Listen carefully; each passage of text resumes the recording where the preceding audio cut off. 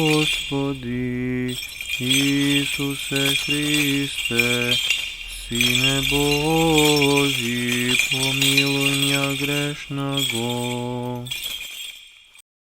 I Sina i Svetog Duha. Amin. Dneska Svetata Crkva Božja praznuje povike, sveti i ni otpustot na dnešната sveta liturgija, ki spomnahme site, počuvajte od site sveti učestnici na 7. Vaseljenski sobor vo Nikeja, 787. godina, preko svetio apostol Jakov Alfejev i svetite i pravedni Avraam i Lot od Starijog Zavet do svetio arhijepiskop Dimitrije Aleksandrijski. Site tije se golemi svetila, всеки от них посебно заслужува нашето целостно внимание, но нивните животописи се изключително богати и само за най-кратко кажување секој од них посебно ќе ни треба огромно време. Затоа ние денеска во нашава беседа ќе се восредоточиме на евангелското четиво што денеска го читавме, а е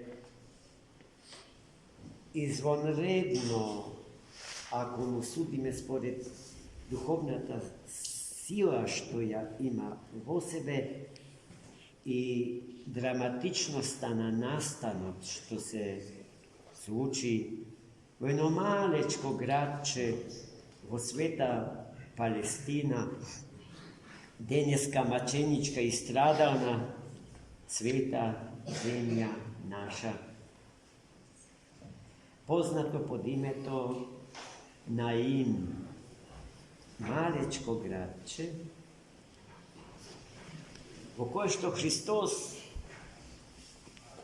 дојде окружен од голем народ и од своите свети ученици. И разговарајќи, лечејќи, тешејќи и лјадниците луѓе на собрани околу него, влегле низ градските порти во градчето Наин и се соочиле со една извонредно тажна сцена. Погребна поворка.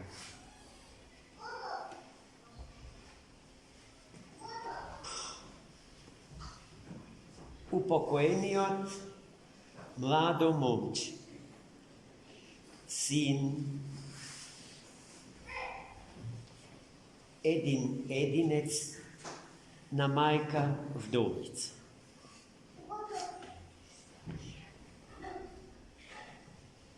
Трагедијата што ја снашува мајката од денешното Евангелие, целиот град Наин ја доживеа како собствена трагедија. И затоа немаше човек, немаше граѓанин, немаше жител на тоа градче кој што не присуствуваше на погребението на младото момче. И Христос сето тоа го виде и особено ја виде тагата на мајката.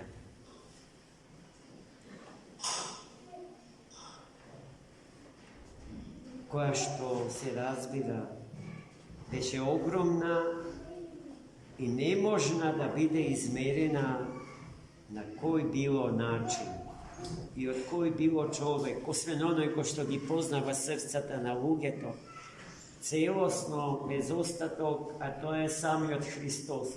Затоа Христос веднаш и пристап. Со зборовите не плачи мајко.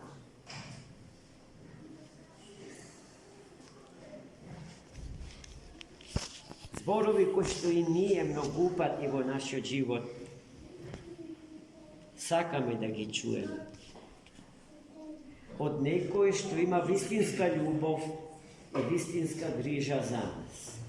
И повторно, меѓу луѓето е претешко да се најде некој што ќе може на кој било начин да се спореди со самиот Христос. И веднаш потоа Христос му пристапи на мртвото тело на младото момче и му заповеда: момче, тебе ти вела, стани. И тоа веднаш го почу гласот на Господарот на живот. И стана и почна да разговара со Христос. А Христос веднаш потоа и го предаде на мајка. Највозлюбени во Христа Бога, браќи и сестри, постои една фраза, еден поим, кој што не соочува со една друга можност и при жив да се биде мртов. Жив мртовец. Жив, а мртов. Живееме претешки времиња, за ниедно време не можеме да кажеме дека било лесно, онака и онакво како што луѓето би го посака. Сите времиња се крстоносни. Во право е светиот владика Николај таму каде што вели: ние христијаните не чекаме подобри времиња. Ние го чекаме Христос. Оној кој што денеска и пристапи на ранетата мајка и ја утеши со прекрасните зборови. Не плачи, а веднаш потоа, затоа не плачи, се случи најголемиот дар за таа мајка, воскресението на незиниот син. За таа можност, нашиот живот да воскресне и тогаш кога замира, не знаат луѓето што вера нема. А јас пак ќе речам дека ние, кој што го љубиме Христа Господа и кој што живееме во смирение, дека не сме совршени, ниту безгрешни. И поради тоа, толку поради тоа што сме грешни и несовршени, доаѓаме во светите храмови. Откако претходно длабоко нуркаме со умот во срцето наше, и се пронаоѓаме себе си закопани во калта од нашиот паднат живот, доаѓаме во светиот храм за да му кажеме на Христа Господа: Господи, јас на вистина сум никаков. Јас сум таков како што Ти мене ме знаеш. Прости ми, Господи. Се исповеда против природноста и ненормалноста на гревот, во кој што и самите сме паднале и кој што и самите го живее, а не за да се похвали. Колку добри ни сме направиле, колку сме добри, колку сме подобри од сите други околу нас. И носејќи ја болната идеја во нашите глави, и Бога, ако е можно да го купиме со пари. ili со некој привлечен подар. Но ние не доаѓаме така и од тие причини, туку да му кажеме: Господи, јас сум никаков, подај ми рака, подигни ме од калта на мојот живот.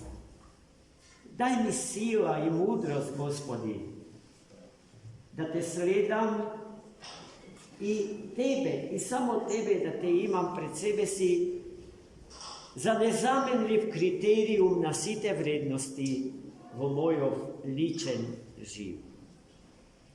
И тогаш мртвиот Стефан ќе воскресне. И секој мртов човек од гревот убиен, а оди, чекори по површината на оваа земја, ќе се прероди и ќе воскресне во Христа Господа и ќе се облече во рубото на незарезната и на светлосна светлина Божја, за да му светли на овој свет и да му го покажува патот на спасението на секој кој што се движи с краја од него кон земјата невратија. Господ да биде секогаш со нас, а ние да ја имаме верата на ранетата мајка од денешното свето Евангелие. Амин. Честит празник.